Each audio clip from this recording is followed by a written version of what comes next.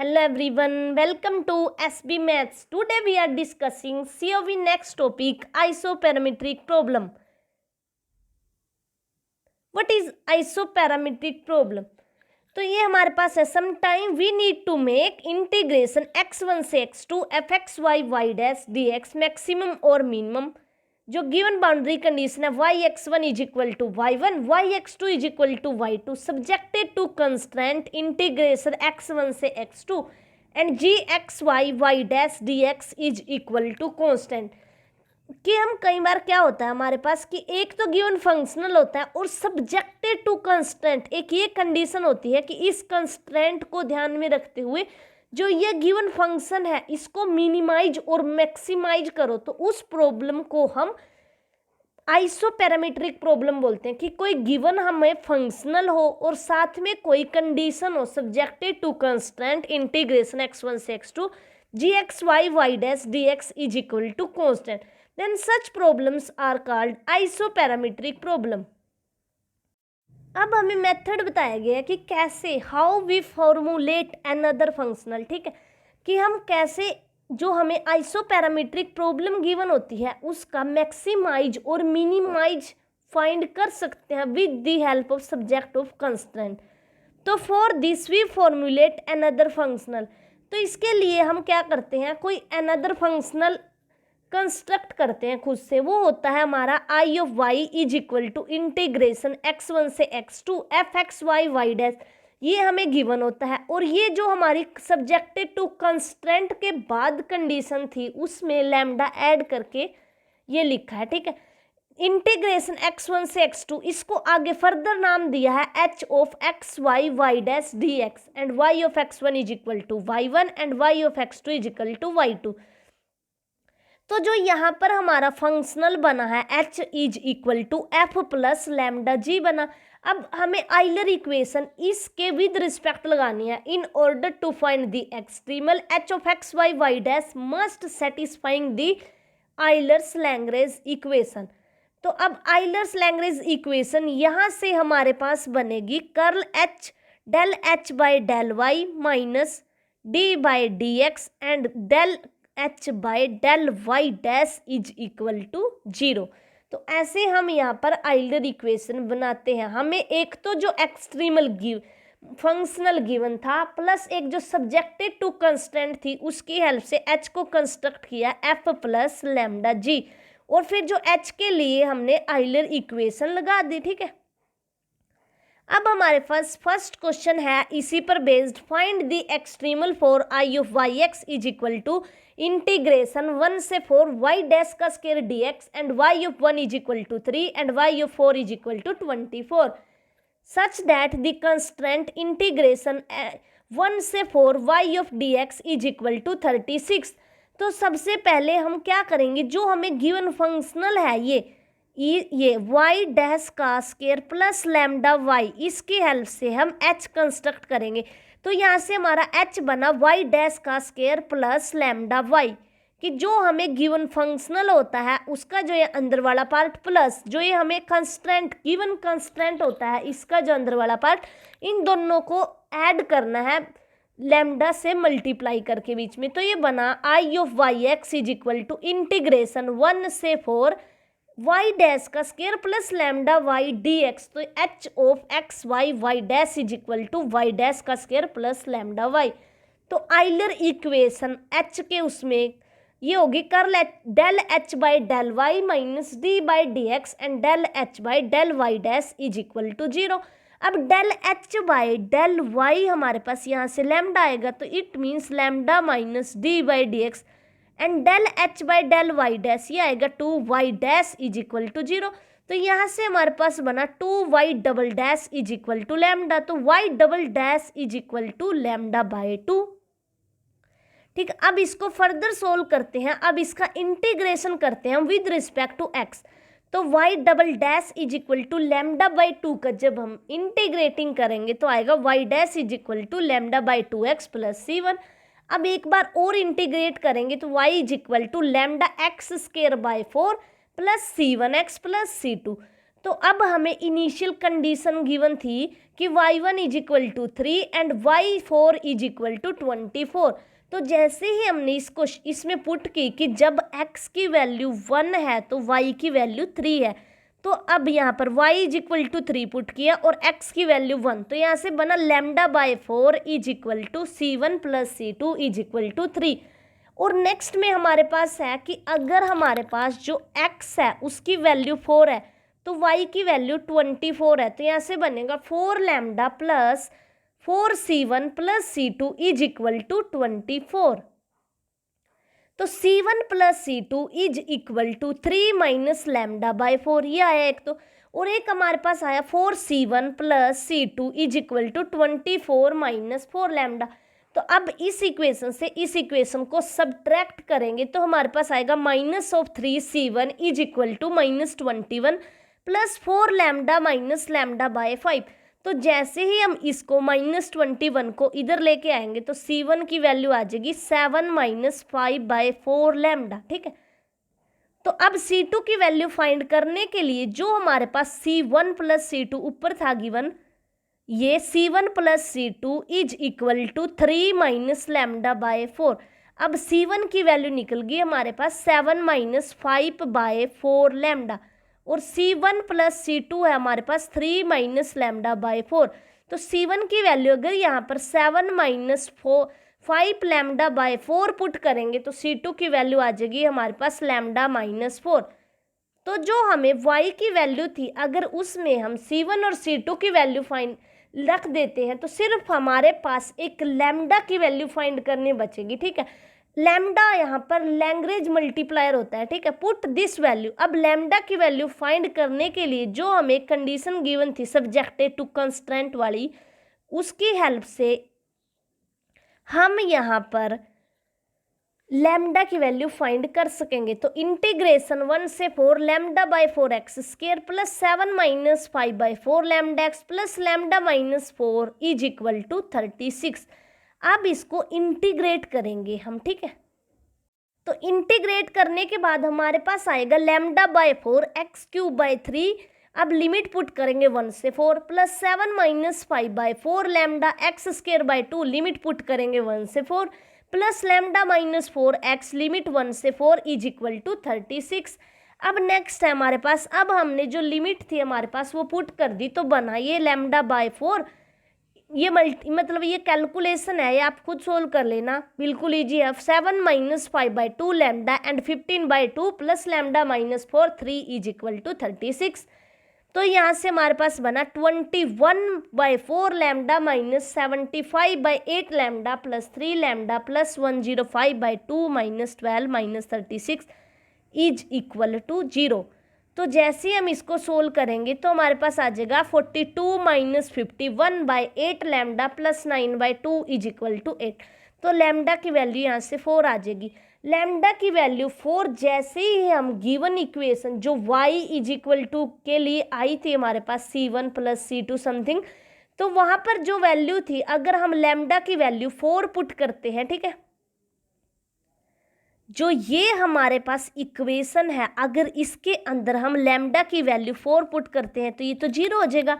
और जैसे ही यहाँ 4 पुट करेंगे तो ये बनेगा हमारा 4/5x² plus 4/5x² plus 2x, ठीक है। तो यही हमारा आंसर होगा आगे। तो ये x² प्लस 2x ये वैल्यू आई जब हमने लैम्डा इज इक्वल टू 4 की वैल्यू इक्वेशन 1 के अंदर पुट की, ठीक है। अब नेक्स्ट क्वेश्चन है हमारा I of yx is equal to integration 0 से पाई y डैश का square dx y0 is equal to 0 and y pi is equal to 0 such that the constant integration 0 से pi y² dx is equal to 1। तो सबसे पहले हम functional बनाएंगे, वो होगा हमारा y डैश का स्क्वायर प्लस लैम्डा y²। तो इसको सोल्व करेंगे तो हमारे पास आएगा del h by del y minus d by dx del h by del y dash is equal to 0। तो del h by del y यहाँ से निकाल लेंगे तो 2 lambda y minus d by dx 2y dash is equal to 0। तो इसको solve करेंगे तो ये हमारे पास बनेगा y double dash minus lambda y is equal to 0 और कंडीशंस गिवन है y 0 0 and y pi is equal to 0। This is the Sturm Liouville problem. तो ये हम ओडी में पढ़ेंगे कि ये हमारे पास स्टर्म लियोविल्ले प्रॉब्लम होती है, ठीक है। तो इस क्वेश्चन को सोल्व करने के लिए हम लैम्डा के लिए 3 केसेस बनाएंगे, lambda is equal to 0, lambda is less than 0 and lambda is greater than 0। तो case 1 when lambda is equal to 0, अगर हमारा लैम्डा 0 हो गया तो y double dash is equal to 0, it means y dash is equal to c1, it means y is equal to c1x plus c2। इसको integrate करेंगे हम 2 times, तो y की वैल्यू मिलेगी हमें a प्लस बी एक्स, ये constant है, a और b कुछ भी ले सकते हैं हम, ठीक है। तो y is equal to a plus b x, तो y 0 is equal to 0 given है and y pi is equal to 0 given है। अगर यहाँ हम यूज करते हैं इस चीज को तो y is equal to 0 which is a trivial solution, लेकिन we are always interested in the non trivial solution. Now to find the non trivial solution, अब केस 2 कंसीडर करते हैं, लैम्डा ग्रेटर देन 0। अगर लैम्डा मेरा greater than 0 होता, जैसे ही मैं उसको इक्वेशन में पुट करूंगी तो वहां से भी मेरे को ट्रिवियल सोल्यूशन मिलेगा y इज इक्वल टू 0। अब हमारे पास थर्ड केस आता है जिसके लिए हमें नॉन ट्रिवियल सोल्यूशन मिलता है, ठीक है। अब लैम्डा लेस देन 0, तो लैम्डा इज इक्वल टू मान लिया माइनस अल्फा का स्केयर। तो यहाँ से जो मेरी वो इक्वेशन थी y double dash minus lambda y is equal to 0, तो लैम्डा अगर मेरा माइनस अल्फा स्केयर है तो यहाँ से बना y double dash plus alpha square y is equal to 0। तो अगर हमारे पास इस टाइप की कंडीशन होती है तो हम ये पुट करते हैं m square plus alpha square is equal to 0। तो m की 2 वैल्यूज आती है प्लस माइनस अल्फा आयोटा, और जब इस टाइप की इक्वेशन एक्सिलरी इक्वेशन से ये मिलता है तो हम ये लिखते हैं y is equal to c1 cos alpha x plus c2 sine alpha x. अब जो हमें गिवन कंडीशन है y 0 इज इक्वल टू 0, अगर उसको इसमें पुट करते हैं तो यहाँ से मिल जाता है c1 इज इक्वल टू 0। अब नेक्स्ट कंडीशन है y of pi is equal to 0, तो यहाँ से आया हमारा c2 sine alpha pi is equal to 0। अगर हमने यहाँ भी या तो c2 0 होगा और या फिर sine alpha pi is equal to 0 होगा, लेकिन अगर c2 इज इक्वल टू 0 ले लिए तो फिर से ट्रिवियल सोल्यूशन आ जाएगा, लेकिन we are interested in the non trivial solution. तो c2 is equal to non zero consider करके चलेंगे तो यहाँ से आएगा sine alpha pi is equal to 0। तो साइन अल्फा पाई 0 कब होता है? जब sine is equal to n pi होता है for all n belongs to z. तो यहाँ से alpha is equal to n आया, लेकिन जो लैम्डा था हमारे पास, लैम्डा वो था माइनस ऑफ अल्फा स्केयर के इक्वल। तो यहाँ से लैम्डा इज इक्वल टू क्या आ जाएगा फिर माइनस एन स्केयर। तो y x is equal to c2 sine x, ये हमारे पास सोल्यूशन हो गया। अब ठीक है, अब हमें लैम्डा की वैल्यू फाइंड करनी है, तो उसके लिए हम क्या करते हैं, जो हमें कंस्ट्रेंट गिवन था इंटीग्रेशन 0 से pi y square d x is equal to 1, तो यहाँ पुट करेंगे c2 का स्केयर इंटीग्रेशन 0 से pi sine square n x d x is equal to 1। तो जैसे ही हम इस इंटीग्रेशन को सोल्व करेंगे 1 minus cos 2nx bye 2 integration, तो इसका इंटीग्रेशन हम इजिली कर सकते हैं। ठीक है, ये आ जाएगा कोस 2n पाई x बाय 4। तो अब इसमें हम 0 से पाई पुट करते हैं तो यहाँ से पाई बाय 2 मिलता है हमें, जैसे ही हम इसका इंटीग्रेशन करते हैं। तो c2 का square pi by 2 is equal to 1, तो c2 is equal to under root 2 by pi. तो yx is equal to under root 2 by pi sine nx, ये हमारा सोल्यूशन आ गया। अब उन्होंने ऑप्शन दे रखे थे 4 कि इनमें से कौन सा एक्सट्रीमल होगा, y is equal to sine n x या फिर y is equal to under root sine n x. ये हमारा सही हो गया ऑप्शन नंबर 2। ठीक है, अब आगे नेक्स्ट क्वेश्चन है हमारा, extremal of the functional I of y x is equal to integration y 3x minus y dx subjected to constant y3 is equal to 4 1 by 2 and y1 is equal to 1। इसका extremal बताना है कि क्या होगा, yx is equal to x, y is equal to x square, y is equal to sin x और y is equal to x cube और no solution. तो हम यहाँ पर हमें जो f of x comma y dash given है वो गिवन है y 3x माइनस वाई, ठीक है। तो यहाँ पर अप्लाई करेंगे हम आइलर इक्वेशन का, del f by del y minus d by d x del f by del y dash is equal to 0। तो del f by del y हमारे पास आया 3x माइनस 2y और y डैश है ही नहीं उसमें, तो 0। तो यहाँ से y is equal to, y की वैल्यू आई 3/2x। अब हमें given initial conditions, boundary conditions given है, y1 इज इक्वल टू 1। तो जैसे ही यहाँ पुट करेंगे तो y की वैल्यू हमें, लेकिन जैसे ही x को 1 पुट करते हैं तो y की वैल्यू 3/2 मिलती है। लेकिन इन्होंने तो क्वेश्चन में y1 is equal to 1 given है, विच इज़ नॉट पॉसिबल। तो the given functional has no solution, तो it means the given functional has no extremal, ठीक है। ये हमारा CSIR नेट में पूछा गया क्वेश्चन है ये वाला, कि j of u is equal to integration 0 से 1 ux का square plus 4u square by x square into x d x, u0 is equal to 0 and u1 is equal to 1। तो क्या इसका extremal x u is equal to x होगा, या फिर u is equal to x square, u is equal to x cube, u is equal to x4। अब check करते हैं कि कौन सा होगा। अब हमें इस क्वेश्चन में f of x comma y, y dash given है u डैश का square plus 4u square by x square into x. तो कर्ल f बाय कर del f by del u minus d by d x del f by del u dash is equal to 0। तो जैसे ही यहाँ से del f by del u निकाला तो उसकी वैल्यू आई हमारे पास 8u by x square minus d by d x x 2u dash is equal to 0।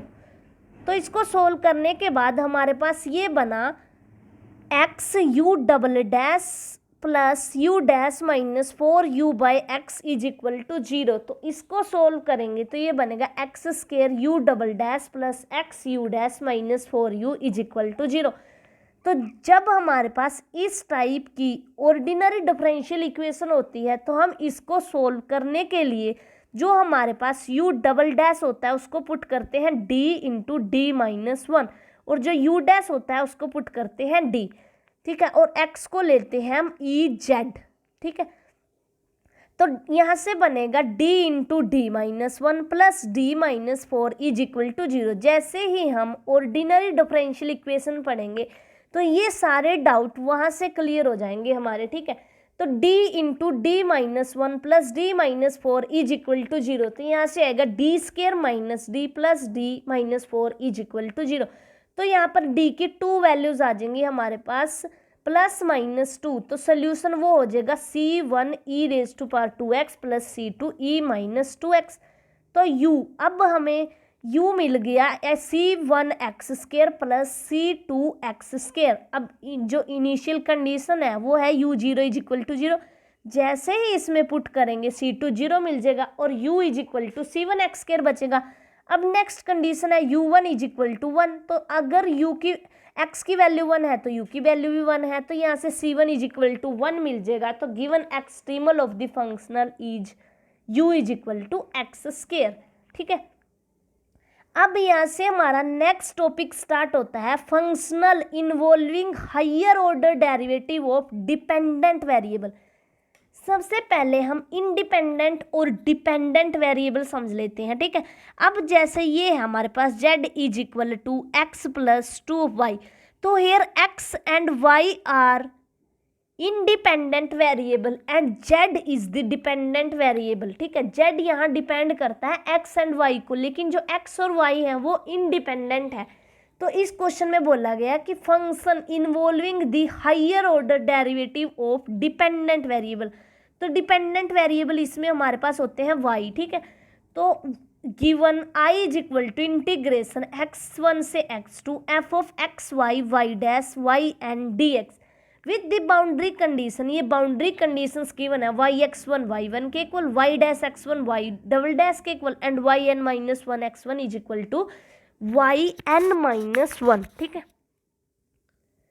तो आइलर्स लैंग्वेज इक्वेशन इज, तो आइलर लैंग्वेज इक्वेशन अगर हमारे पास, यानी अगर हमें f x y y dash अगर इस टाइप से गिवन है x plus y double dash plus y triple dash, तो जब इस टाइप की इक्वेशन हो तो जो आइलर इक्वेशन है ना वो उसकी फॉर्म ये होगी del f by del y minus d by d x del f by del y dash plus d square by d x square and del f by del y double dash minus d cube by d x cube and del f by del y triple dash up to सोन minus one raise to power n d n by d x n del f by del Y. अगर 3 order तक given हुआ तो Euler equation ये हो जाएगी, कुछ नहीं करना, जस्ट -1 की पावर n, यानी अगर यहाँ फर्स्ट डेरिवेटिव ले रहे हैं तो 1, अगर 2 ले रहे हैं तो -1 का स्केयर, अगर 3 ले रहे हैं तो -1 का क्यूब। तो del f by del y minus d by d x del f by del y dash plus d square by d x square and del f by del y double dash minus d cube by d x cube and del f by del y triple dash. तो अब इसी result पर based हम question करते हैं कि कैसे इस टाइप के कि ऐसे फंक्शनल जिसमें हायर ऑर्डर इन्वॉल्व हो हमारे पास, उसको कैसे सोल्व करेंगे। Let I is equal to integration 0 से 1 प्लस वाई डबल डैश का होल स्केयर डी एक्स, और जो कंडीशन गिवन है वो है y0 0 y1 1 और y dash 0 is equal to 1 and y dash 1 is equal to 1। तो आइलर इक्वेशन इस केस में बन जाएगी del f by del y minus d by d x del f by del y dash plus d square by d x square and del f by del y double dash is equal to 0।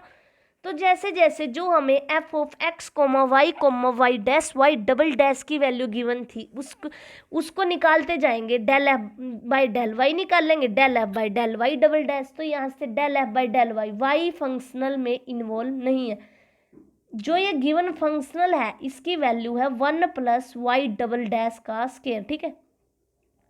तो यहाँ से हमारे पास आ जाएगा 0 minus d by d x 0 plus d square by d x square 2 y double dash is equal to 0। तो अब इसका derivative अगर 2 टाइम्स और करेंगे तो यहाँ से आएगा 2 y double 4 derivative is equal to 0। तो अगर y की पावर 4 डेरिवेटिव, ये 4th derivative is equal to 0 है, तो अब इसको इंटीग्रेट करेंगे हम 4 टाइम्स, तो यहाँ से बन जाएगा y is equal to c1 plus c2x plus c3x square plus c4x cube. अब y डैश निकालेंगे क्योंकि जो इनिशियल कंडीशन गिवन है वो y0 इज इक्वल टू 0 है and y dash 0 is equal to 1 है और y1 इज इक्वल टू 1 है, तो इसलिए y डैश की जरूरत पड़ेगी। तो y dash is equal to c2 plus 2c3x plus 3c4x square. तो y0 is equal to 0 put करेंगे तो यहाँ से हमारा c1 इज इक्वल टू 0 आ जाएगा, और y dash 0 is equal to 1 put करेंगे तो c2 की वैल्यू 1 आ जाएगी, और y1 इज इक्वल टू 1 तो c3 plus c4 is equal to 0 और y dash 1 is equal to 1 तो c3 is equal to c4 is equal to 1। क्योंकि जैसे ही हम y dash 1 is equal to 1 put करेंगे तो आने वाला है 2c3 plus c4 is equal to 0। तो इन दोनों को जब इक्वेशंस को सोल्व करेंगे तो c3 और c4 की वैल्यू 0 आ जाएगी।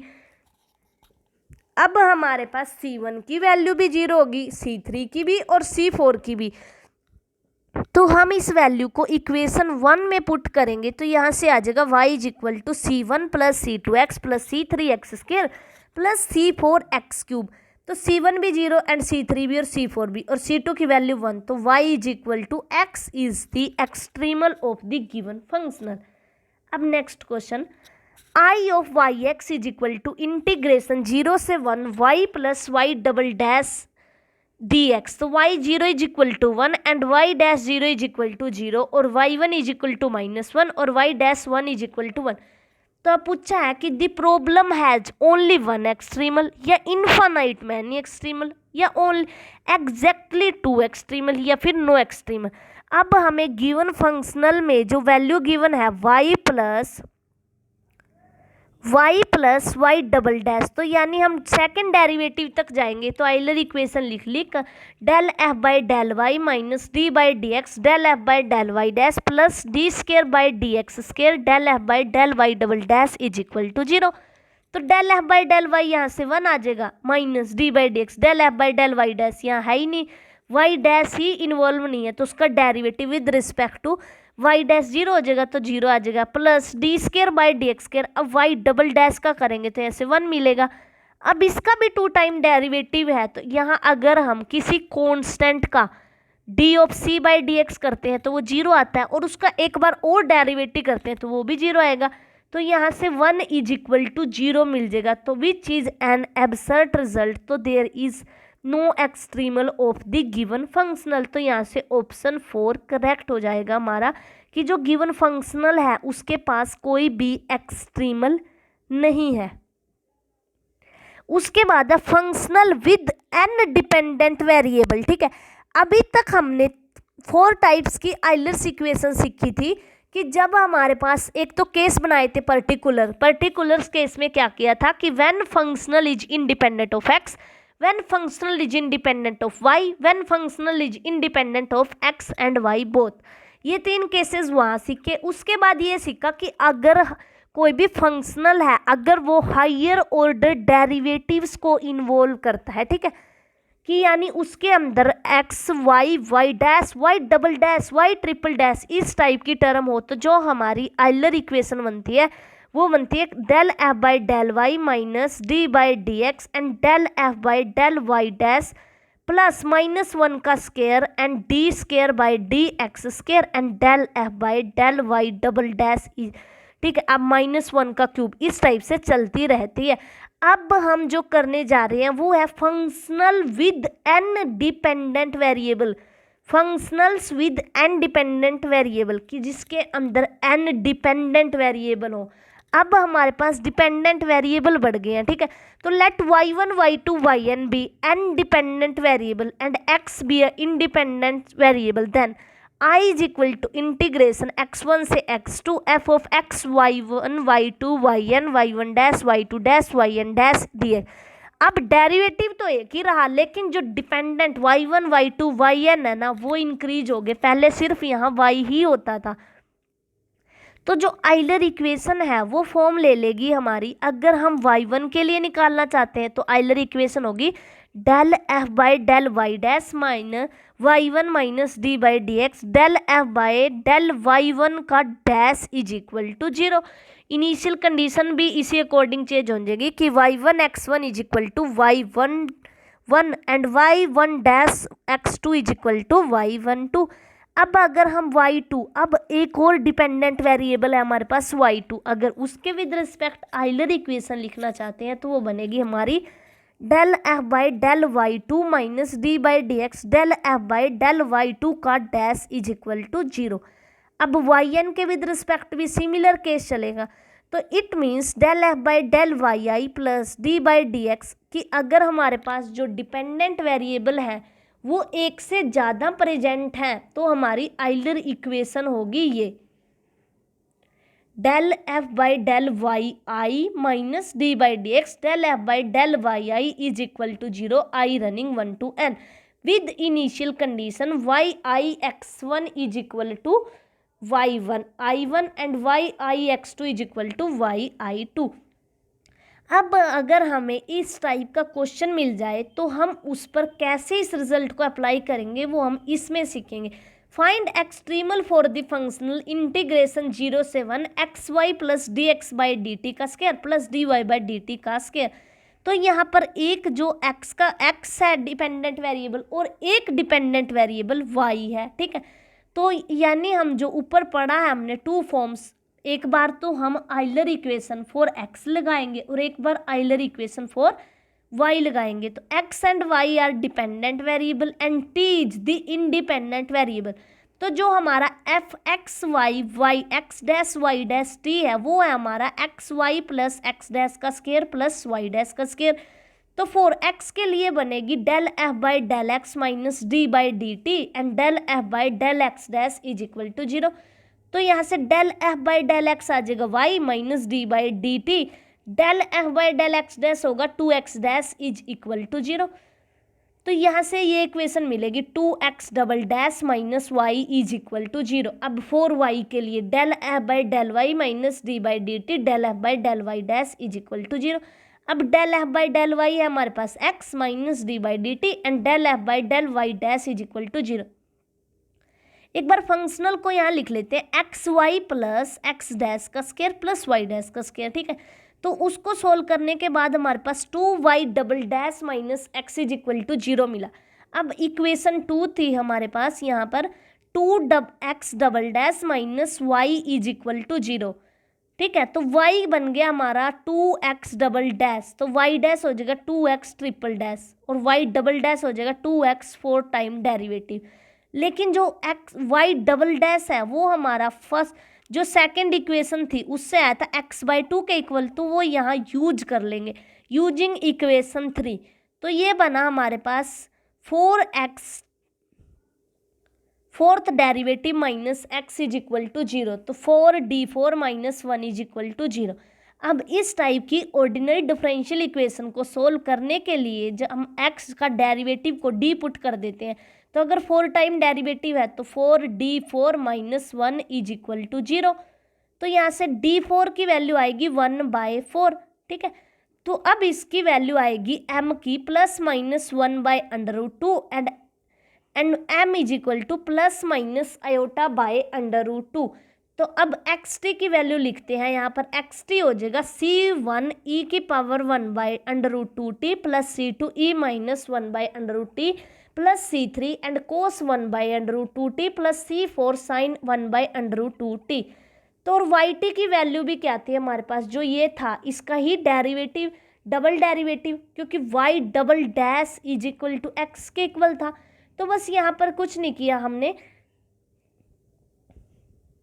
जो x है वो y का विद रिस्पेक्ट टू डेरिवेटिव है डबल टाइम, तो जैसे ही हम इंटीग्रेट करते जाएंगे इसको या फिर इसका डेरिवेटिव कर लेते हैं, ये था ना जो हमारे पास यहाँ से y है वो है हमारा 2x डबल डैश, तो x की वैल्यू हमने फाइंड कर ली। अगर उसका 2 टाइम डेरिवेटिव कर देते हैं हम, तो जो हमें इक्वेशन मिलेगी वो yxt की होगी, तो yt आ जाएगा यहाँ से e 1/√2t plus b e minus 1/√2t plus c cos 1/√2t plus d sine 1/√2t। तो y is equal to 2x, तो जैसे ही यहाँ हमने पुट किया तो y is equal to 2x से हमारे पास yt की वैल्यू आ गई c1 e 1/√2t plus c2 e minus 1/√2t minus c3 cos 1/√2t and c4 this.